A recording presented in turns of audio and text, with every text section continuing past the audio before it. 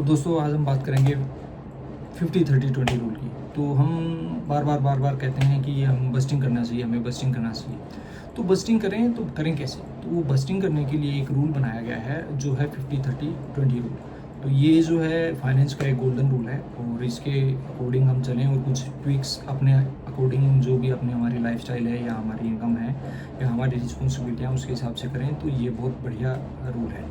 तो 50-30-20 में ये हमारे एक्सपेंडिचर को हम इसमें ट्रैक करते हैं। तो हम डिसाइड करते हैं कि जैसे 50% है तो 50% हमारा हम जो है अपनी नीड्स पे खर्च करेंगे।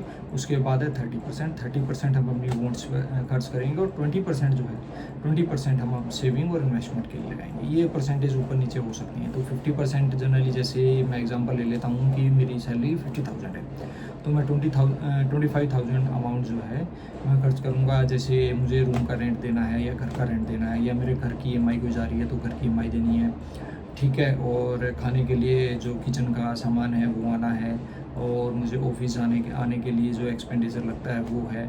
बाकी इस तरह की जो ज़रूरी चीज़ें हैं वो सारी जो है 50% में आती हैं।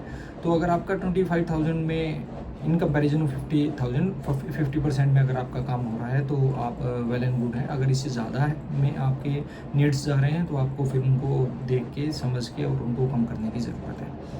उसके बाद आता है 30% है वांट्स पे। वांट्स जो होती हैं वो होती हैं हमारी इच्छाएँ मतलब जो हम एंटरटेनमेंट जो हमें ज़रूरी नहीं है बट हमें करके अच्छा सेटिस्फेक्शन अच्छा मज़ा आता है।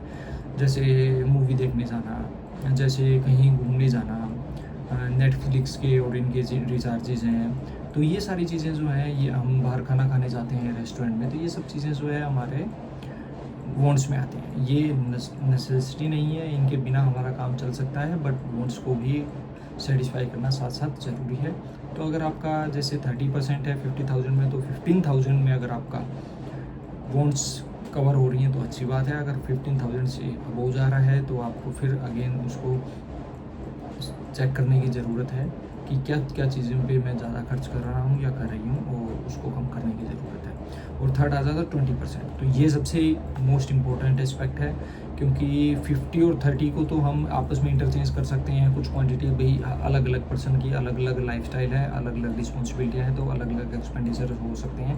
बट जो सेविंग है, इन्वेस्टमेंट है, जो 20% पार्ट है वो 20% हमें ज़रूर करना है और 20% ही हमें आगे फाइनेंशियली फ्री और के रास्ते पे लेके जाएगा और यही हमें ग्रोथ दिलाएगा। तो इसको करने के जो 50-30-20 रूल है इसको फॉलो करने के लिए कुछ चीज़ें हैं। जैसे हम बजट करें, स्टार्ट करें या राइट डाउन करना एक्सेल में या नोटबुक में कि हमारे क्या क्या एक्सपेंडिचर हो रहे हैं और उनके बेसिस पे हम जज करें 2 महीने 3 महीने में कि हमारा किस चीज़ में, वांट्स में या नीड्स में कहाँ ज़्यादा खर्च हो रहा है। तो हमें कोशिश करनी चाहिए कि मैक्सिमम हम अपनी सेविंग को बढ़ाएं। और सेविंग के लिए हम क्या कर सकते हैं कि मंथ के स्टार्टिंग में ही ऑटो डिडक्ट या ऑटो पे SIP लगा सकते हैं, जिससे क्या होगा कि हमारा पहले ही मनी हमारे पास कम हो जाएगी तो अपने आप ही फिर नीड्स और वांट्स को उसमें एडजस्ट किया जाएगा। और वांट्स पे हमें थोड़ा सा फोकस करें। जैसे कई बार हम इम्पल्स बाइंग करते हैं, हम कहीं गए हैं, मॉल गए हैं और शॉपिंग कर रहे हैं और जो ज़रूरत की चीज़ें वो शॉपिंग कर रहे हैं और बट हमें कुछ बहुत बढ़िया सी चीज़ दिखी, कोई ड्रेस दिखी तो हमें लगता है कि नहीं यार ये ले लेते हैं, ये बहुत अच्छी लगेगी, बट हमें ज़रूरत नहीं है बट हमारा मन हो जाता है।